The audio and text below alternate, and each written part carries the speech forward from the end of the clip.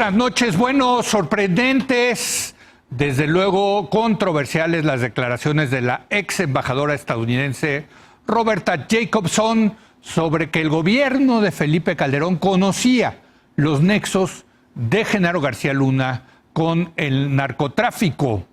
El expresidente Felipe Calderón lo negó y dijo que si la fiscalía tenía pruebas de que cometió algún delito, entonces que se proceda en su contra. Para debatir este tema muy importante, saludo vía remota, sana distancia, a Jorge Castañeda. Jorge, muy buenas noches. ¿Qué tal, Leo? ¿Cómo te va? Valeria, Javier, ¿qué tal? Jorge, Javier Tello. Javier, muy buenas noches. Leo, muy buenas noches. Jorge, Valeria, buenas noches. Y en esta ocasión nos acompaña, como ya pudo usted ver, Valeria Moy. Valeria, ¿cómo estás? Muy buenas noches. Hola, Javier, Jorge, Leo, buenas noches. Bueno, pues como ustedes saben, llevamos 10 años ya en este programa. Nos tocó analizar parte del sexenio de Felipe Calderón, de la guerra contra el crimen organizado. Y este fue uno de los temas que estuvimos platicando una y otra vez. Y ahora sale más información al respecto, si sabía o no sabía el presidente Calderón de los presuntos actos de la presunta vinculación del entonces secretario de Seguridad Pública, Genaro García Luna, con el cártel de Sinaloa. Jorge. Pues mira, Leo, en primer lugar, lo que hay que preguntarse es por qué una ex diplomática muy experimentada como Roberta Jacobson, ya jubilada, hizo una declaración totalmente innecesaria y que realmente no aporta gran cosa al expediente histórico o al expediente jurídico, porque en realidad, una vez que uno lee lo que le dijo a la revista Proceso, luego el tuit que envió explicando lo que le dijo a Proceso, luego la entrevista al Universal donde explica lo que dijo en su tuit, pues lo único que estaba comentando era, uno, que ellos habían oído hablar de la corrupción de García Luna, no tanto de sus vínculos con el narcotráfico, sino de la corrupción, y que esas versiones que habían escuchado no se habían corroborado, que podían ser fuego amigo, podían ser chismes no fundamentados, podían ser ciertos, pero no lo tenían corroborado. Entonces, pues es un poquito una tormenta en un vaso de agua, porque sí causó mucho revuelo. Obligó al presidente o expresidente Calderón a desmentir esas declaraciones, luego llevó a López Obrador a increpar a Calderón nuevamente y luego este distractor ridículo del gobierno de mandarle una carta a los Estados Unidos pidiendo información sobre algo que sucedió hace ya casi 10 años. Entonces la pregunta, ¿por qué Roberta hizo eso? La verdad yo no tengo una respuesta, tal vez pues no sé, la convenció el corresponsal de Proceso, es un hombre muy hábil, muy inteligente, Jesús Esquivel, pues la convenció y seguramente se arrepiente de haberse ido un poquito de hocico, pues. Bueno, hay que decirlo que durante todo el sexenio de Felipe Calderón sí había muchos rumores sobre Genaro García Luna, y sobre todo de algunos venían de las propias instituciones del gobierno que no querían al secretario de Seguridad Pública, la Procuraduría, las fuerzas militares, en fin. Esto podría ser, esos chismes de alguna manera eran fuego amigo, Javier. Sí, bueno, perdón, que Javier estaba en la embajada en Washington. Hablando de fuego amigo. Eso es correcto. Uy, es correcto. Uy, bola Javier, rápida defiéndete. ahí. Bola rápida, Javier. Bueno, iba a empezar por ahí. En esas épocas Roberta Jacobson no estaba obviamente aquí en México, estaba Carlos Pascual, creo, de embajador. Roberta Jacobson estaba en el Departamento del Estado, pero coincido con Jorge que sorprende que una diplomática profesional, de carrera, muy experimentada, muy seria, muy buena, sin lugar a duda, haga estas declaraciones a Proceso, luego la entrevista con el Universal. No queda nada claro, es difícil tratar de entender por qué lo haría. Igual hay un tema local, americano, y eso lo explica y decidió enfrentar ese tema local americano dando estas entrevistas. Ni idea, como dice Jorge, sorprende mucho. A mí lo que me molesta sobre todo es que seguimos en el territorio del chisme. Sí. Y de los rumores. Si algo creo que quiere mucha gente es rendición de cuentas, en todos los temas, no solamente en el tema de García Luna, pero en el tema de García Luna, con su detención y el proceso al que lo van a someter y probable juicio, parecería que podría haber algo de rendición de cuentas. Todo dependerá si hay o no hay juicio, etcétera. Pero lo que yo estaba esperando es que se diera esa rendición de cuentas a ese nivel más serio, no a nivel chismes, me dijo, yo pensaba, por ahí escuchamos. Entonces a mí este nivel de chisme sí me molesta, sobre todo cuando está la posibilidad de aclarar muchas cosas en el proceso que tendrá que enfrentar García Luna. Ahora, lo que sí se me hace interesante de todo esto fue algo que dijo Roberta Jacobson, al parecer, al ser cuestionada sobre el tema, citando la película de Chinatown, que it's Chinatown, Jake, como queriendo decir, es Chinatown, y aquí pues o todo se vale, o no se entiende nada, o hay rumores pero es imposible averiguar, o hay una cierta inevitabilidad en todo esto, un poco esculpándose de por qué Estados Unidos, esculpando a Estados Unidos de por qué Estados Unidos, si tenía estos temores, le entraría a trabajar tan cercanamente con Genaro García Luna, ¿no? O sea, Entonces, creo que ese es otro tema. ¿Qué, perdón? ¿It's Mexico? Sí, it's Chinatown, it's Mexico, claro. ¿Es lo mismo?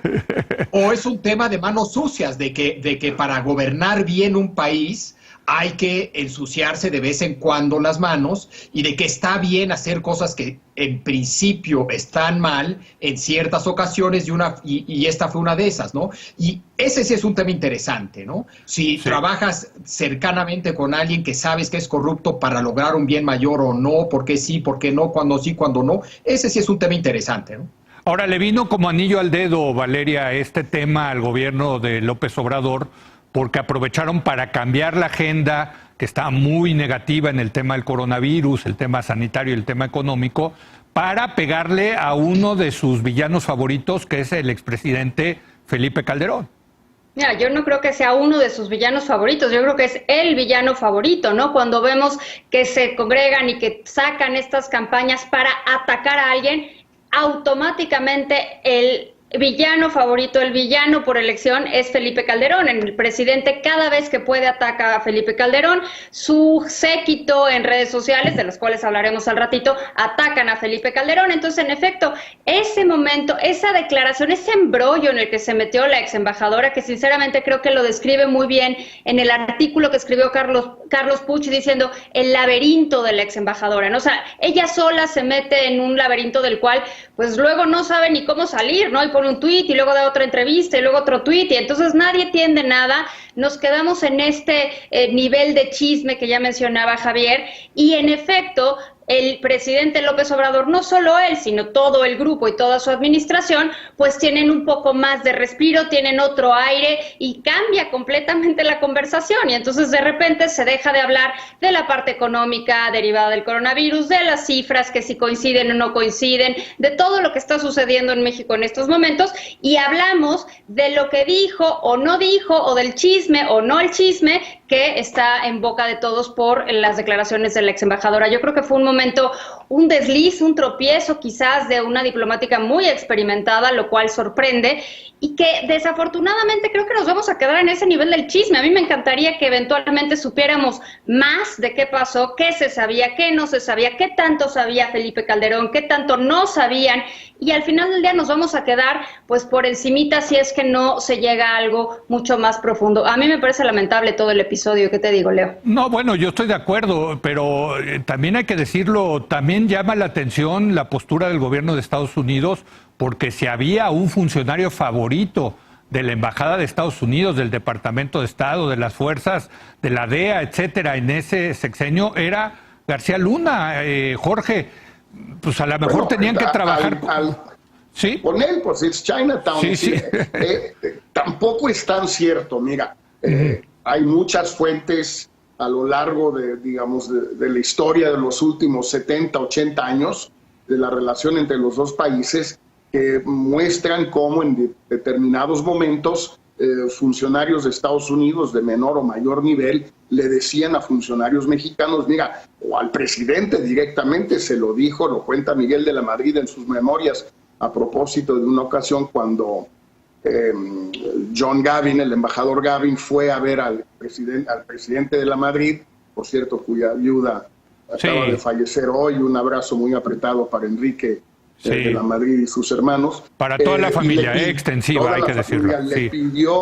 Le pidió Gavin la cabeza de, no sé si de Arévalo Gardoqui o de Sergio García Ramírez o de ambos. No me acuerdo exactamente cuál de los dos o los dos. Y de la Madrid dijo, tráigame pruebas, si no, no me esté fastidiando. Bueno, algo un poquito más fuerte, pero en fin. El hecho es que ese es un ejemplo, pero hay muchísimos.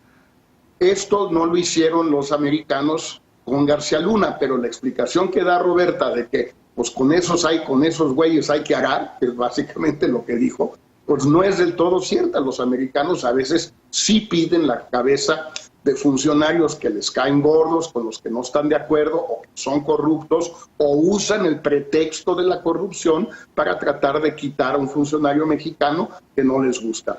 Por otro lado... Perdón, Jorge. También México a veces pide que quiten a funcionarios americanos, y sucedió con Calderón, que hizo que quitaran al embajador Pascual. A Carlos Pascual. Claro. A Carlos Pascual, supuestamente, porque escribió un cable Wikileaks muy crítico del ejército, pero en realidad por un asunto, digamos, por matrimonial, llamémosle así. Esa es la verdadera razón por la cual Calderón pidió el retiro de Carlos Pascual. Pero el tema raro de todo esto es que cuando ya se va García Luna del gobierno, Estados Unidos le da la llamada visa Einstein primero a García Luna, luego la residencia permanente, y estaban a punto de otorgarle la ciudadanía norteamericana que ya había solicitado García Luna cuando lo detienen. Entonces, eso ya no era porque trabajaban con él, ya no trabajaban con él, ya no era funcionario del gobierno de México, y siguieron tratándolo, bueno, con guantes de seda. Entonces, pues sí hay algo ahí extraño, de lo cual seguramente nos vamos a enterar en el juicio, si es que hay juicio y si es que se hace público, pero por lo pronto esto fue una especie de fiasco, algo innecesario que terminó distrayendo la atención, como lo dijo con toda razón Valeria, de asuntos mucho más importantes, mucho más críticos, en un momento en que pues realmente ahorita ocuparnos de qué pasó al principio del gobierno, mediados del gobierno de Calderón sobre estos asuntos, pues la verdad ya no importa mucho, a menos de que López Obrador quiera proceder contra Calderón, pero ese ya es un lío entre ellos. Me recuerda a Javier una famosa frase que dijo el que era el presidente de Vietnam del Sur durante la guerra de Vietnam, que dijo: solamente hay una cosa más difícil que ser enemigo de Estados Unidos, y es ser amigo de Estados Unidos, Javier. Exacto.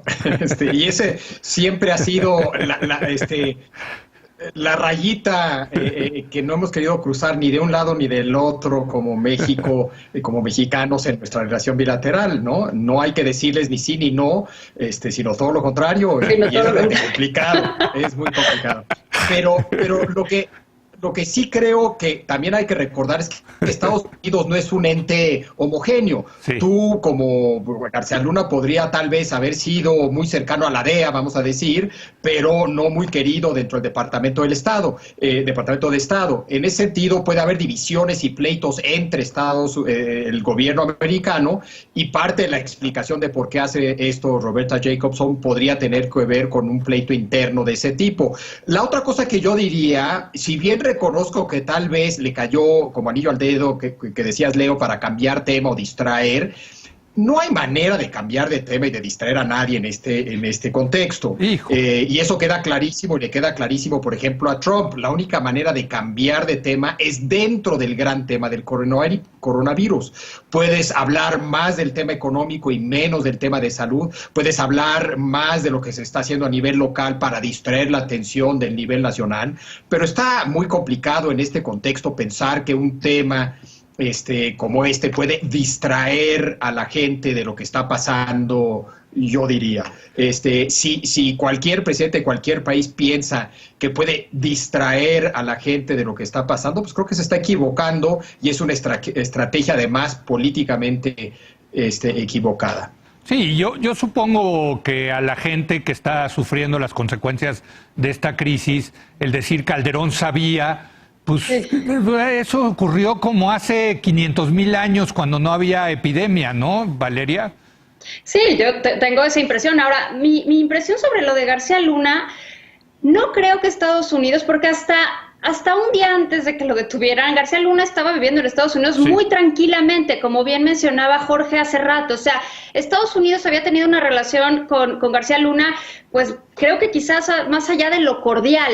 Mi impresión, y aquí es verdaderamente una impresión nada más, es que Estados Unidos detiene a García Luna, pero no para enterarse del pasado, sino para enterarse un poco del presente, porque pues García Luna conoce las tripas de un sistema policial con toda su complejidad, y es un sistema que no debe ser fácil de entender. Me parece que Estados Unidos no lo detiene únicamente, o sea, a lo mejor para México el discurso está muy relacionado con Calderón y lo que sabía Calderón y lo que no sabía Calderón y hasta qué tanto hubo pactos con los cárteles. Más que nada creo que está en el sentido de ahorita, de entender cómo se movieron esas relaciones, cómo han cambiado esos pactos, cómo han cambiado esos vínculos y tener de alguna forma una especie de aliado dentro del sistema, ¿no? Quizás en una de esas no vemos un juicio y lo que vemos es más bien acuerdos de cooperación donde García Luna, pues para ser muy coloquial, suelta la sopa de cómo están todos estos acuerdos hoy en día. Yo creo que hay muchas más tramas más allá de la inicial que vemos nosotros relacionándolo con Calderón y que posiblemente Estados Unidos esté pensando en otras derivadas de esa relación. Sabes que yo escuché una hipótesis, se las quiero compartir, de una gente que está muy cercana a los círculos policíacos, que decía, es que esto no tiene nada que ver con México, puede ser un ajuste de DEA, un ajuste de cuentas de la DEA actual del presidente Trump con la DEA de Barack Obama. Me pareció interesante esta hipótesis. ¿A ti que te gusta especular, Jorge? ¿Cómo la ves? No, bueno, no solo a mí, a todos los que estamos aquí, si no, no estaríamos. A ver, Leo. Pero en efecto, amiga, esa teoría sí se ha escuchado. Hay razones para darle cierto fundamento. Es decir, la gente de Trump, ahora que ya saben que el rival, el adversario de Trump va a ser Biden y que es un adversario temible, pues van a querer destruir a Biden y por lo tanto destruir lo más que puedan a Obama y al equipo de Obama. Y esto pues implica a la gente del Departamento de Estado, a la gente de la DEA, a Eric Holder, que fue el procurador cuando Rápidos y Furiosos, etcétera. Y, por cierto, no dudo que el gobierno de López Obrador y la Secretaría de Relaciones Exteriores, que claramente quieren que gane Trump, pues van a hacer todo lo que puedan dentro de ciertos límites para ayudar a Trump y pegarle, o ayudar a Trump a pegarle a Obama, a Biden, a Holder y a muchos más. Y es bastante lógico que haya este conflicto entre la gente de Trump y la gente de Obama. Trump en eso ha roto todas las reglas del juego en Estados Unidos, todas. No ha respetado ninguna. Y hay que recordar que Roberta Jacobson, antes de venir a México, como decía Javier, era la número 2 del Departamento de Estado y su jefa era Hillary Clinton, con quien creo que incluso tenía una relación bastante cercana, personal, Javier. Sí, no era la número 2, pero tenía un puesto alto dentro del Departamento de Estado. El único problema que yo veo con esta teoría, Leo, es que hay una cierta autonomía que tiene el Departamento de Justicia en Estados Unidos. Sí. Este es un fiscal que está tras García Luna, que no creo que reciba órdenes de Trump. Me queda claro que Trump, como decía Jorge, ha roto todas las reglas y puede presionar y tratar de manipular el aparato de justicia de Estados Unidos, pero sigue manteniendo bastante autonomía. Entonces, me cuesta trabajo que, o sea, la teoría tendría que ser que Trump, a través de la DEA, que la DEA presiona al Departamento de Justicia, en fin, como que suena un poco complicado. O hay otra hipótesis, que no venga de la Casa Blanca, sino que sean ajustes de cuenta dentro de la DEA, que también pertenece al Departamento de Justicia.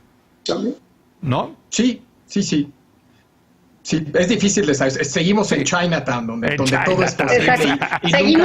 Seguimos en el nivel del chisme, justo el que ponían en la mesa de Javier, ¿no? O sea, estamos hablando de especulaciones y lo único que abrió esta conversación o esta entrevista de la ex embajadora es, pues, dar más pie a este abanico y que estemos pensando en qué podrá ser y cuáles serán todas estas capas que va a tener esta investigación, ¿no? Que ya tiene y que de las cuales no estamos nosotros enterados, evidentemente. Bueno, en cualquier caso, desde luego, el juicio de Genaro García Luna va a dar mucho que hablar. Por lo pronto, déjenme hacer una pausa y regresamos a analizar este tema de la infodemia que pues puso sobre la mesa el presidente López Obrador, una epidemia de información. Regresamos.